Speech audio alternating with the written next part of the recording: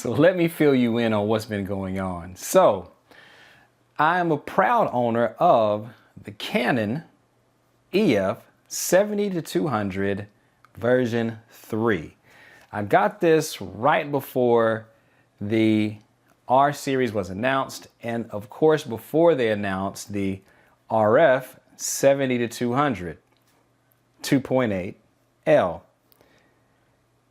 Once I did actually get into the R series, I kept this lens because after watching videos, I saw a lot of people say there's really not a lot of difference in the quality between these two lenses. So I stuck with it. I fought the urge.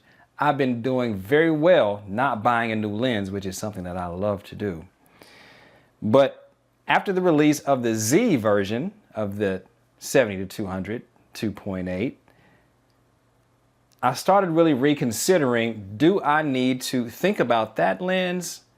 But really the one I want is the RF 70-200 2.8L, the one that gets down real small. So after sharing this with you all, I got a lot of suggestions about things that I should do. And one suggestion that I heard and something that I know I needed to do was to rent the RF 70-200 2.8L and to see what it's really about. Let me tell you a little bit about what I'm looking for. I'm not really looking for a jump in quality with my pictures. What I am looking for is a lighter weight and greater portability. But the thought is, that is a very expensive thing to do just for a lighter weight and for greater portability. So I'm going to actually see now, because here's the old one, or here's the one that I have, right? This is the one I own. But guess what, people?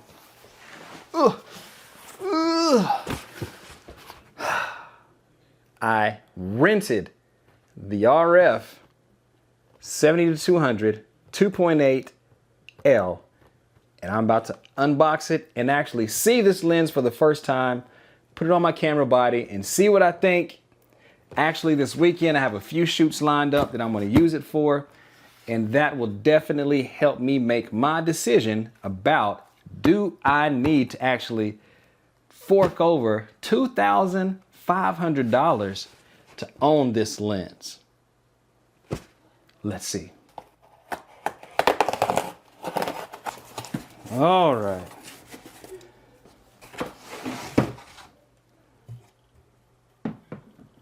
All right, so here we go.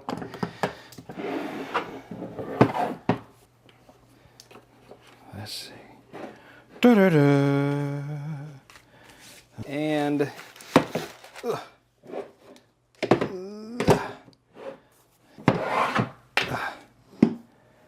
actually so excited. I guess I'd be even more excited if I owned it. And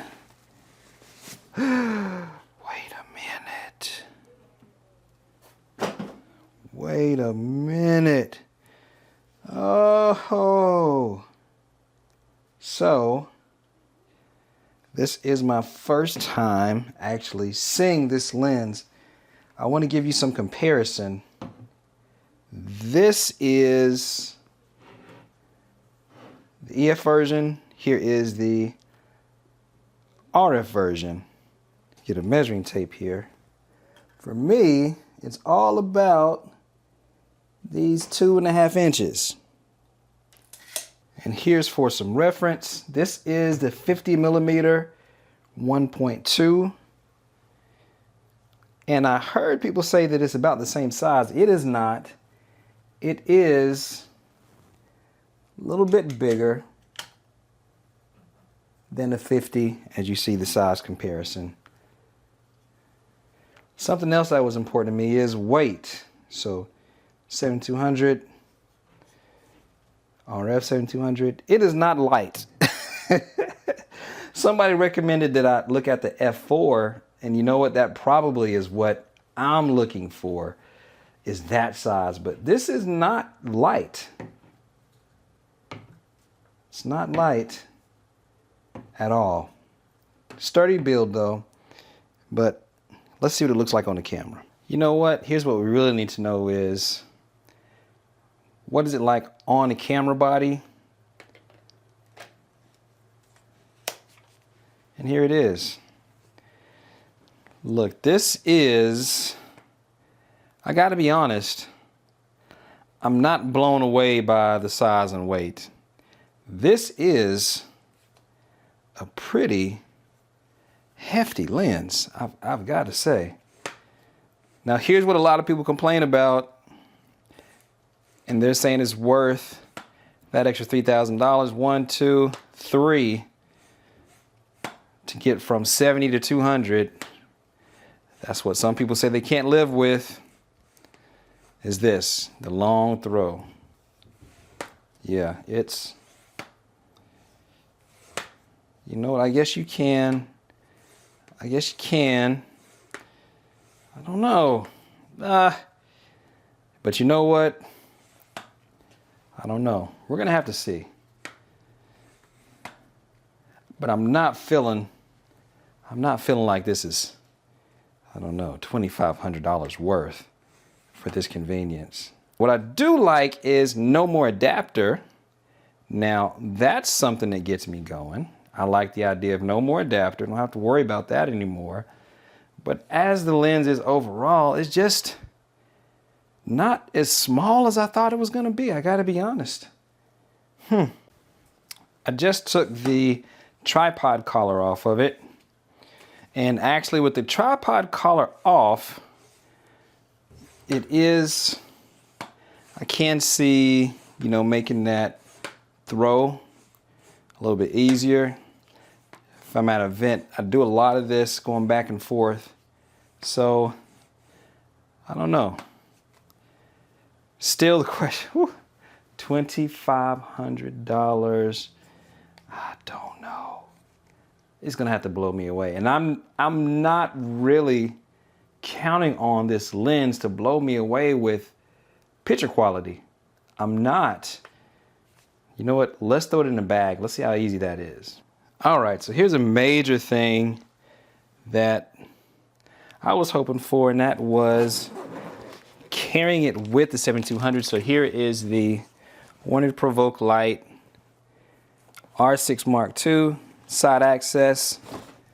And look here, we have the camera 7200 in side access with the EF version. This was not even possible, not even close. But now, I don't know. That's pretty cool. I like the idea of traveling with it, with this lens and side access. That could be pretty cool. So I've got to be honest with you, my mind is almost made up about spending $2,500 on this lens. It's honestly just not as small as I thought it was going to be. And it is most certainly not as light as I thought it was going to be. So again, unless the image quality blows me away,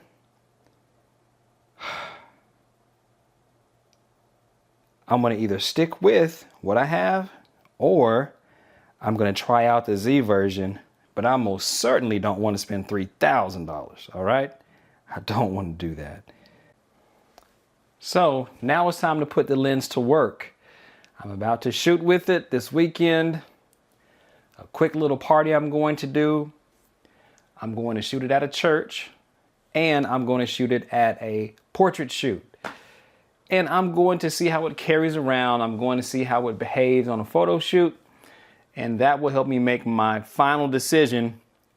But I got to be honest with you, I'm leaning towards sticking with what I have already. All right, so I'm getting ready for my first shoot today, which is going to be at a church. It's a lot of shooting on the stage and some shooting the audience at times. So this lens will probably stay on the Canon R6 Mark II the whole time. So looking forward to trying it out and see how well it does today. I'm sorry, my friend, you will not be coming with us today Today you're going to be staying at home. We're going to see what the new one does and how it compares to you. But I have good hopes that you're going to stand up, that you're going to make it. Let's see. So something that really stood out to me was the stabilization. All of these shots on video are handheld with the 70-200 with the R6 Mark II, and it is super stable. Now let's get to photography. It's everything that you would look for in the 70-200. The pictures came out sharp. The colors were great. Everything that you expect from a Canon L lens. Everything looked phenomenal. But the one thing I will say is not really much better than what I was already getting with the EF version. So as you see, I'm locked and loaded and ready to go. And here is the RF 70-200 2.8. And if you look at this, look, I got extra room. So what I can do is I can just throw in my microphone here. And if this were my permanent lens, I would put in a divider here just to keep things organized. But since I only have it for a couple of more days, we'll just leave it just like this with the lens cap on. It will be fine. And I got everything else. So I'm going to be shooting the R5 today. I shot the R6 earlier today because most of the stuff that I do for the church is for social media. But today with the engagement shoot, they may print some of these things out and they may print them out big. So I want to use the R5 for this one today. And probably the 50 for most of the shoot, but I am bringing the 35 just in case. And I'm going to try to work in the 70-200, the RF 2.8L, and see how it goes. So let's load up and get ready. All right, so let's talk about the 70-200 and how it worked on the shoot. I didn't even use it. It was a run, well, it wasn't a run and gun type of thing, but we did rent out this house to do the shoot. We had to be done within an hour, so had to stay within that time frame. So I shot with a 35 at first, and I switched to the 50, and I kept the 50 on for the rest of the shoot. So again, if I would have bought this new lens and I would have had it sit in my bag and not use it, I'd be upset right now, but it's okay because I just rented it and I didn't even get a chance to use it today. Not for this shoot anyway. So that's the way it goes sometimes. So final thoughts. The Canon RF 70-200 2.8L. What are my thoughts? It is a beautiful lens. I was definitely pleased with the images. Everything looked fantastic. The one thing that really did impress me was the stabilization. I actually shot some video footage just to play around, and just from handheld with a 70-200, it looked phenomenal. The pictures looked fantastic. Everything was sharp. The colors were amazing. Everything looked fantastic. But here's what I really learned is that the EF 70-200 2.8 version 3 is an amazing lens as well. I did not once find myself saying, wow, this is so much better than what I already have. So considering that I have made my final decision, I am going to stick with the EF version of the 70-200, the version 3, 2.8L. It just is a big price jump. At this point, I'm like, I'm not even going to consider the Z version. I'm just going to stick with what I have because it is a great lens. And the only thing that bothers me about it is the size and the weight. Well, the RF version is not much lighter and really is not much smaller. So we're talking about a big price jump for a little bit of convenience, and it just is not enough convenience for me to make that jump to the RF version. But you know how I feel about it. Whatever you're shooting with, I just hope that you're using it and I hope that you're enjoying it. So until next time, peace.